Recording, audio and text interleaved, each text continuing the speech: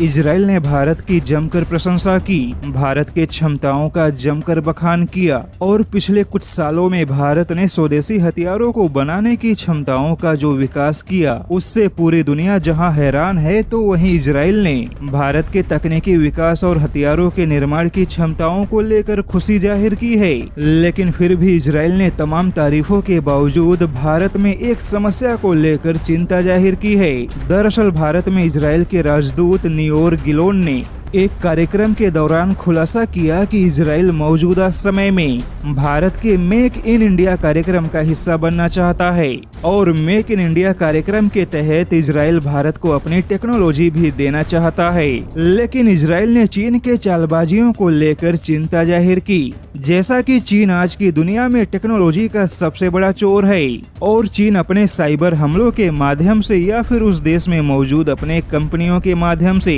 Internet protocol यानी कि IP के सहारे किसी भी देश के संवेदनशील जानकारियों को चुराने में लगा रहता है। ऐसे में इजराइल ने इच्छा जाहिर की है कि चीन की ऐसी हरकतों पे लगाम लगाने के लिए भारत को कुछ बड़े और कड़े कदम उठाने होंगे, क्योंकि भारत में इजराइल की जो कंपनियां मौजूद हैं या फिर बड़े पैमाने पर कार्यरत हैं, चीन ने उन कंपनियों के संवेदनशील जानकारियों को चुराने का सबसे ज्यादा प्रयास किया। यानी कि चीन इस समय दुनिया का इतना बड़ा चोर बन चुका है कि वह दुनिया के संवेदनशील टेक्नोलॉजी के विकास या रक्षा के लिए एक बड़ा विलन बन चुका है। इजराइल ने माना कि भारत अरब देशों में काफी प्रभावशाली बन गया, वहीं इजराइल के मुकाबले भारत की क्षमता बहुत बड़ी है और इजराइल भारत मिलकर काम करेंगे तो ऐसे में न केवल इजराइल का महत्व बढ़ेगा बल्कि अरब देशों में भी इजराइल के प्रति दुर्भावना में कमी दिखाई देगी। लेकिन कहीं न कहीं इजराइल ने यह चेतावनी दी है कि भारत और इजराइल दोनों को